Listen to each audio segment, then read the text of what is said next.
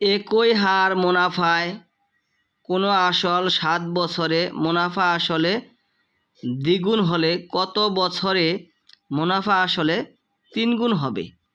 অর্থাৎ এ ধরনের অঙ্ক পরীক্ষায় আসা মাত্রই আমরা সুপার ফাস্ট শর্টকাট টেকনিকের মাধ্যমে খুব দ্রুত সময়ের মধ্যে করতে পারবো।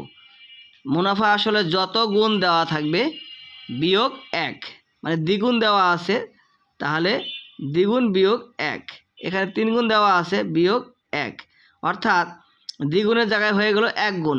তাহলে 1 গুণ মুনাফা আসল হয় কত বছরে? 7 বছরে।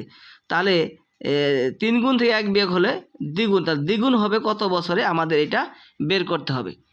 তাহলে 1 গুণ হয় 7 বছরে, তাহলে দ্বিগুণ হতে কত বছর লাগবে? তাহলে